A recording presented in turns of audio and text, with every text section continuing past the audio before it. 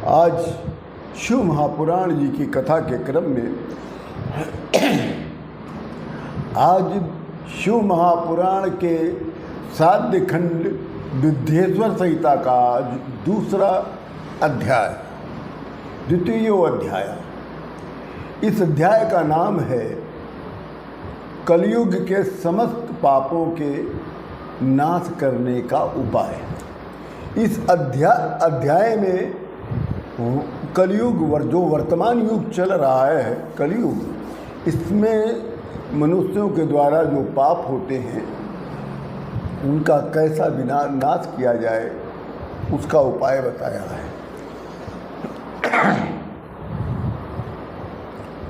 सूत जी कहते हैं कि हे साधुगण, आप द्वारा किया गया प्रश्न तीनों लोकों को सुख देने वाला है और ये तीनों लोकों का हित करने वाला आपने प्रश्न किया है कि कलयुग में मनुष्य के द्वारा किए गए पापों का विनाश कैसे हो, उससे मुक्ति कैसे प्राप्त हो। ये तो बहुत ही सुंदर प्रश्न आपने किया है। इससे क्या होगा कि इससे समस्त लोक को लाभ होगा। कली कलमस विध्वंसी यस्मिंच्यो यशः परम विजंबते सदा विप्रा चतुर्वर्ग फल प्रदम। शिव महापुराण, जिसमें परतत्व शिव जी के उत्तम यश का वर्णन है, जिसके कारण धर्म अर्थ मोक्ष चारों प्राप्त होते हैं। अतः हे साधुगण, इस शिव महापुराण के श्रवण मात्र से ही मनुष्य अंतकाल में सर्वोत्तम गति को प्राप्त करता है। तावद विजंबते पापम ब्रह्म हत्या पुरासरम यावच्छु पुराणम ही मोदेस्यति जगत्युः। ब्रह्म हत्या जैसा महापाप भी शिव महापुराण के श्रवण मात्र से कोसों दूर भाग जाते हैं। शिव महापुराण का इतना महात्म्य है कि इसकी कथा होते ही उसकी परिधि में जितने भी लोग होते हैं जिन पर ब्रह्म हत्या जैसा पाप लगा होता है, वो पाप कोसों दूर भागने लगते हैं। पृथ्वी पर पाप तभी तक उपस्थित रहते हैं जब तक शिव महापुराण की कथा नहीं होती। इसके अनुसार कि कलयुग में केवल शिव महापुराण की कथा ही होनी चाहिए। यदि हर स्थान पर, हर जगह पर शिव महापुराण की कथा अगर होती रहे तो पृथ्वी पर पापों की संख्या बहुत कम हो जाएगी। और जहाँ जब तक शिव महापुराण का पाठ नहीं होगा उस स्थान पे पाप तो अवश्य होगा। तावत सर्वाणि शास्त्राणि विवदन्ति परस्परम। शिव महापुराण जी कहते हैं कि जब तब तक समस्त शास्त्रों का आपस में विवाद रहेगा। सभी शास्त्र जो हैं आपस में विवाद करेंगे कि मैं बड़ा हूँ हर शास्त्रों में। ये कब तक होता रहेगा? जब तक शिव महापुराण जी का पाठ नहीं होगा। जब शिव महापुराण जी का पाठ होना शुरू हो जाएगा तब कोई भी शास्त्र ये नहीं कहेगा कि मैं सबसे बड़ा हूँ, जो वर्तमान में आप देख ही रहे हैं। इसलिए इसमें वर्तमान में हो रहे बहुत से जो ज्ञानी बन के अपने अर्ध ज्ञान को, अविकसित ज्ञान को बढ़ा चढ़ा कर बताकर उसको ज्ञान के रूप में प्रकट करते हैं, बहुत अच्छी बात नहीं है। तावत् सर्वाणि पुराणानि प्रगजन्ति महीतले यावत् शिवं पुराणमिहि मोदेयति जगत हो। अन्य पुराण भी तभी तक अहंकारों से गरजते हैं जब तक शिव महापुराण जी का उदय नहीं होता, अर्थात पाठ नहीं होता।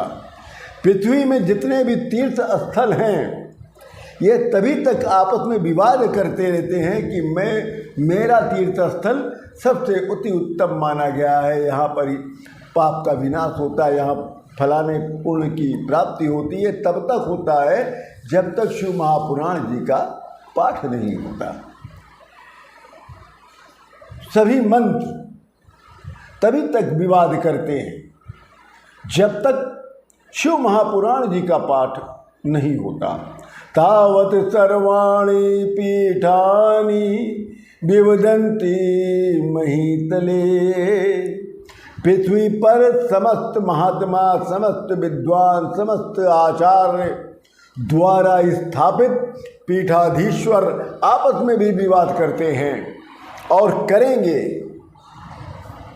कि मैं सबसे बड़ा आचार्य हूँ, सबसे बड़ा विद्वान हूँ, सबसे बड़ा महात्मा हूँ, सबसे बड़ा पीठाधीश्वर हूँ। क्यों?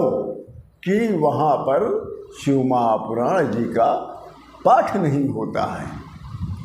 समस्त दान भी आपस में विवाद करने लगेंगे कि मेरा किया गया दान सबसे सर्वश्रेष्ठ माना जाएगा, अमुक फल की प्राप्ति होती है मेरे दान से। तो ये तब तक होता है वहाँ पर जब तक शिव महापुराण का पाठ नहीं होता। और जहाँ शिव महापुराण का पाठ होता है महाराज, इतना ध्यान रख लीजिए, वहाँ पर दिखावा नाम की कोई चीज़ नहीं होती। कोई भी चीज़ दिखावे नाम की नहीं होती। न मैं ज्ञानी, न मैं साधु, न मैं महात्मा, न मैं विद्वान, न मैं तांत्रिक, न मैं फकीर, कुछ नहीं। एक साधारण जीव उस ईश्वर के द्वारा भेजा गया, मैं वही जीव हूँ। क्यों? ऐसा वो व्यक्ति ही मानेगा जो शिव महापुराण जी का नित्य पाठ करता हो और नित्य शिव जी का अभिषेक करता हो। अतः इस शिव महापुराण के पाठ को सुनने और कहने से फल की जो प्राप्ति होती है उसका संपूर्ण वर्णन करना असंभव है। इस परम पवित्र और दिव्य शिव महापुराण जी का जो आधा श्लोक भी पढ़ लेता है या आधा श्लोक भी जो सुन लेता है, उसके समस्त पाप नाश हो जाते हैं। एक बात और स्पष्ट कर दूं कि इस पवित्र महापुराण का भक्ति पूर्वक, आदर पूर्वक जो श्रवण करता है, उसके सामने सैकड़ों अश्वमेध यज्ञ तुच्छ माने जाते हैं। और चतुर्दशी के दिन जो उपवास रख कर शिव महापुराण जी का पाठ का श्रवण करता है, उसके समक्ष सब दान तुच्छ बताए गए। एतच्छिवं पुराणम ही गायते यो अप्यनिशम याज्ञां तत् प्रतिक्षेरन देवा इंद्र परोगमः। जो भी इस महापुराण का दिन रात गा कर पाठ करता है, उस प्राणी की आज्ञा की प्रतीक्षा इंद्र सहित समस्त देवता करते हैं।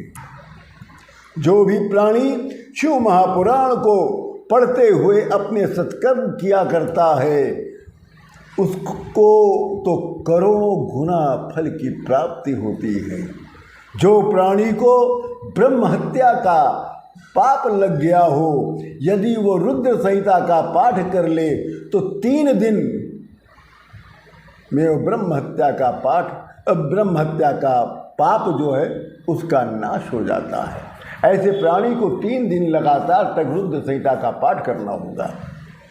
और जो प्राणी भैरवनाथ जी के सम्मुख अर्थात भैरवनाथ जी के मंदिर में जाए, वहाँ बैठकर रुद्र संहिता का अगर पाठ करे तो संपूर्ण फल की प्राप्ति प्राप्त होती है। और कैलाश संहिता तो बहुत अधिक महत्व देने वाला है, क्योंकि कैलाश संहिता जो है वो ब्रह्म स्वरूपिणी और प्रणय का अर्थ का प्रतिपादन करती है। कैलाश संहिता का संपूर्ण महत्व केवल शंकर भगवान जानते हैं। उसका आधा ज्ञान, उसके महत्व का आधा ज्ञान व्यास जी के पास है, और व्यास जी से भी आधा ज्ञान सूत जी जानते हैं, और उससे बहुत थोड़ा सा हम लोग जानते हैं। कैलाश संहिता का महत्व कहने में तो मैं असमर्थ हूँ, तब भी मैं कैलाश संहिता का महत्व कहने का प्रयत्न कर रहा हूँ। कैलाश संहिता के पाठ से मन और आत्मा दोनों शुद्ध हो जाता है। इस संहिता के विषय में मैं इतना कह सकता हूँ कि नाशयति यत पापम सारौद्री संहिता द्विजा। रुद्र संहिता से जो भी पाप का नाश नहीं होता है, उन पापों का नाश कैलाश संहिता कर देता है। स्वयं शंकर भगवान जी ने समुद्र मंथन से सुधा को उत्पन्न किया था। फिर कुमार कार्तिकेय जी ने को अमर बनाने के लिए उस सुधा का पान कार्तिकेय जी को कराया गया था। कब? जब शिव संहिता का उदय हुआ था। इस प्रकार सभी संहिताएं, शिव महापुराण की सभी संहिताएं दिव्य और पुण्य हैं। इसी कारण शिव महापुराण जी समस्त वेद की समानता समस्त वेदों से किया जाता है। ये भी कहा जाता है कि वेद को पढ़ने से पहले शिव महापुराण जी का अध्ययन जरूर कर लें, अन्यथा वेद को आप समझ नहीं पाएंगे। श्रुति स्मृति पुराणेति हासागम शतानि च एतच्छिव पुराणस्य नाहन्त्या कलामषि। वेद स्मृतियाँ, समस्त पुराण, मंत्र शास्त्र, अन्य शास्त्र शिव महापुराण की अल्प कला को भी नहीं प्राप्त कर सकते हैं। ये जो पुराण है, 18 पुराण में एक ही पुराण है जिसको महाशब्द की उपाधि प्राप्त हुई है। क्यों? क्योंकि ये तीनों पापों का नाश करता है और उत्तम गति को प्राप्त करवाता है। अंत में मैं एक महत्वपूर्ण बात आपको जरूर बताऊंगा। शैव पुराण तिलकम खलु सत्पुराणम वेदांत वेद्यम विलसत परवस्तु गीतम यो वै पठेच श्रूयात परमादरेण शंभु प्रिय साहि लभेदे परमागति वे।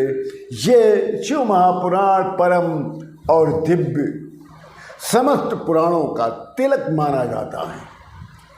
17 पुराणों का अगर माथे का तिलक है वो शिव महापुराण है। समस्त पुराण जितने मतलब 17 पुराण जो हैं अपने माथे पर शिव महापुराण को धारण करते हैं। अतः जो भी प्राणी इस शिव महापुराण का श्रवण करता है या उसका पाठ करता है, वो समस्त अपने पापों का नाश करके शंकर भगवान का प्रिय हो जाता है और अंत में सद्गति को प्राप्त करता है। इसी के साथ मैं आप लोगों से अपनी विदा लेते हुए अपने वाणी को पूर्ण विराम देता हूँ। कल पुनः हम आपको तीसरा अध्याय ब्रह्मकित साध्य साधन साधक का वर्णन करेंगे। ओम नमः शिवाय।